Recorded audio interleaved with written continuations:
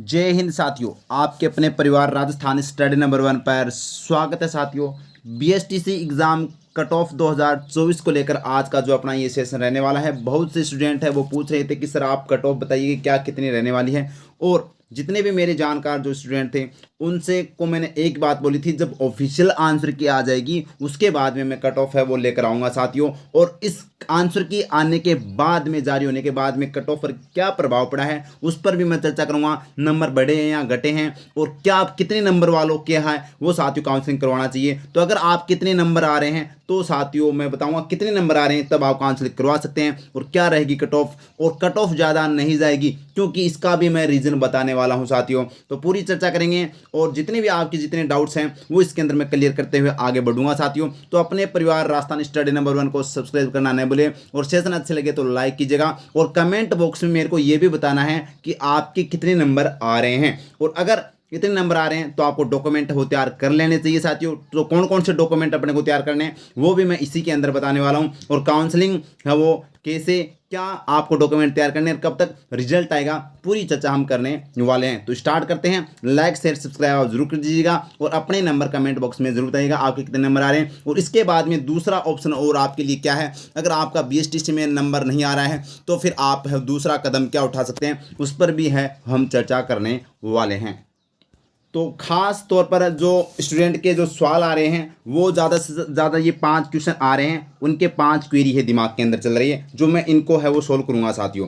पहला तो आपका क्वेश्चन ये है कि बीएसटीसी एग्जाम की कट ऑफ क्या रहेगी, तो मैं बता दूंगा आज क्या कट ऑफ रहेगी, पूरी एकदम 100% स्टिक बताने वाला हूँ, पूरी जांच पड़ताल करने के बाद में आपके सामने ये रखने वाला हूँ। दूसरा ऑफिशियल आंसर के आने के बाद कट ऑफ पर क्या प्रभाव पड़ा है, क्या प्रभाव पड़ा है ये भी मैं आपको बताने वाला हूं, और कितने नंबर पर काउंसलिंग करवानी चाहिए ये भी मैं, आपका जो डाउट है ये बहुत से बच्चों का यही डाउट है कि काउंसलिंग कितने नंबर पर करवानी चाहिए, ये भी मैं आपको बता दूंगा इसी सेशन के अंदर। और काउंसलिंग करवाने के लिए कौन से डॉक्यूमेंट तैयार करने हैं ये भी मैं इसी के अंदर बताऊंगा, और रिजल्ट कब तक आएगा। ये पांचों के पांचों क्वेश्चन जो आपके दिमाग में, जहन में सुबह शाम जो घूम रहे हैं इसका है वो हम आज ही पूरा निपटारा कर लेते हैं साथियों। तो देखिएगा पहला क्वेश्चन आपका कि कट ऑफ क्या रहेगी। तो देखिएगा जब आंसर पेपर हुआ था ना तब वो क्या बता रहे थे, कौन क्या बता रहा था ये बता रहे थे। जब पेपर हुआ था तो लोग बता रहे थे कि अगर जनरल मेल के 405 से 415 के नंबर प्लस आ रहे हैं तब आपका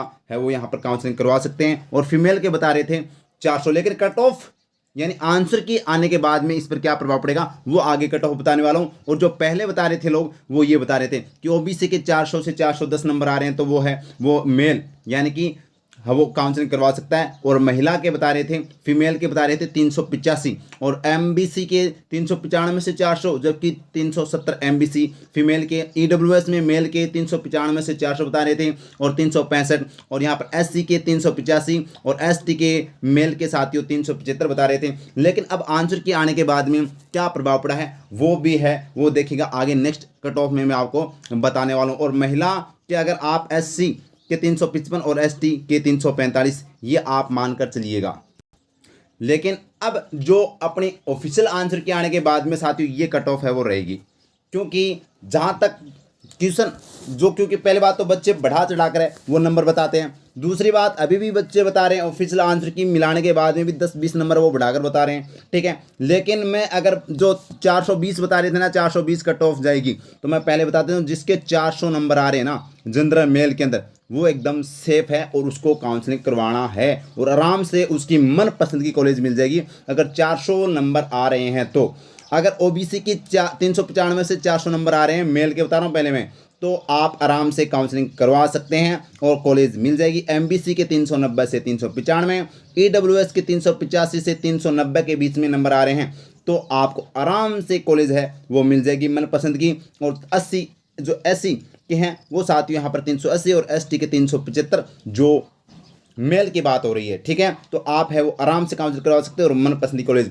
अब फीमेल के लिए क्या है, जो 400 प्लस नंबर बता रहे थे उनके ओनली 390 नंबर आ रहे हैं जनरल फीमेल के, तो आपका आराम से कॉलेज मनपसंद मिल जाएगी। जबकि 380 ओबीसी, 370 है वो एमबीसी और 365 ईडब्ल्यूएस जो महिला के आ रहे हैं।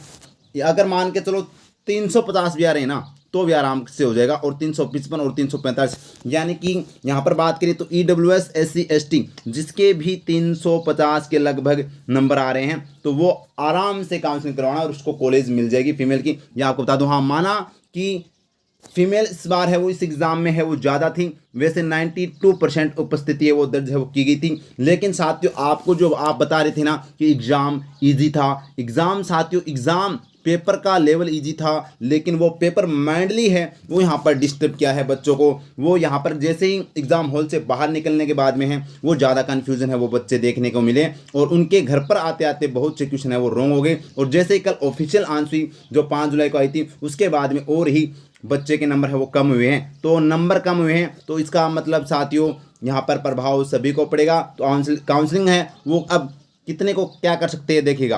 तो ये तो हमने कट ऑफ को लेकर है वो चर्चा कर ली साथियों। अगर आपके अब आपका क्वेश्चन ये है कि कितने नंबर पर काउंसलिंग करवानी चाहिए, आपका ये डाउट है, तो ये क्वेश्चन आपका जो 3 नंबर क्वेश्चन है इसका मैंने 2 नंबर क्वेश्चन का आंसर दे दिया कि आप कितने नंबर बन रहे तो आप एकदम सेफ जोन में काउंसलिंग करवा सकते हैं। लेकिन फिर भी कितने नंबर पर है वो काउंसलिंग करवानी चाहिए ये आपका जो दिमाग में चल रहा है इसको मैं बता देता हूँ। अगर आपके 350 यानी 350 प्लस नंबर आ रहे हैं तो आपको काउंसलिंग तो करवानी ही करवानी है साथियों, क्योंकि काउंसलिंग के जो शुरुआत के 3000 रुपये लगते हैं वो उसके बाद में है वो अगर नंबर आएगा तो अच्छी बात है और नहीं आएगा तो रिफंड हो जाएंगे। लेकिन अगर 350 नंबर आपके आ रहे हैं मेल के तो आपको काउंसलिंग करवानी है। और अगर फीमेल के 320 या 330 नंबर आ रहे हैं तो आपको काउंसलिंग करवानी ही करवानी है, क्योंकि साथियों फीमेल को 50% इसके अंदर सीधा ही है वो यहाँ पर आरक्षण दे रखा है। तो आपको बहुत जल्द अगर टीचर बनना है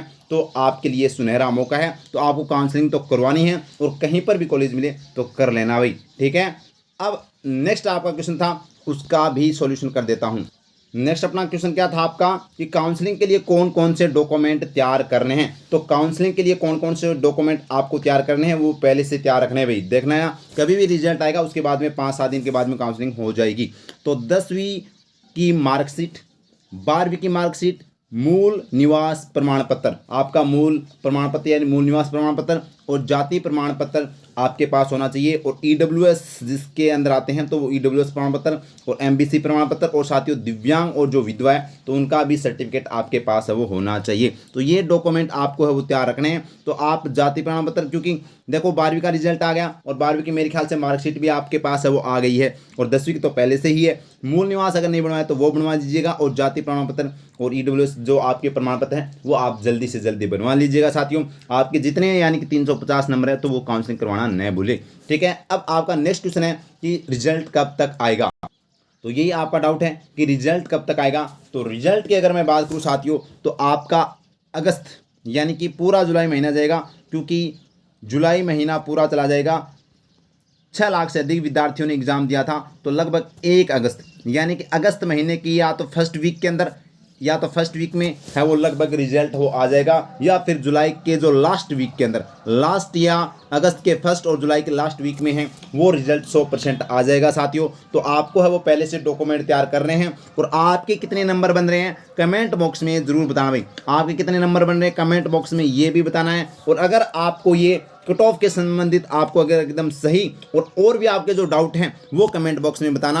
आपके प्रत्येक डाउट है वो राजस्थान स्टडी नंबर 1 है वो क्लियर करता हुआ आगे बढ़ेगा साथियों। और लाइक शेयर सब्सक्राइब जरूर कीजिएगा। अब आपके लिए अगर BSTC के अंदर आपका सिलेक्शन नहीं हो रहा है, आपके नंबर कम बन रहे हैं, तो अब आपको है वो अगर गवर्नमेंट की तैयारी कर रहे हो एग्ज़ाम की तो आपको अगला कौन सा कदम उठाना चाहिए उस पर है वो बहुत ही जल्द है वो नेक्स्ट सेशन लेकर आने वाला हूं।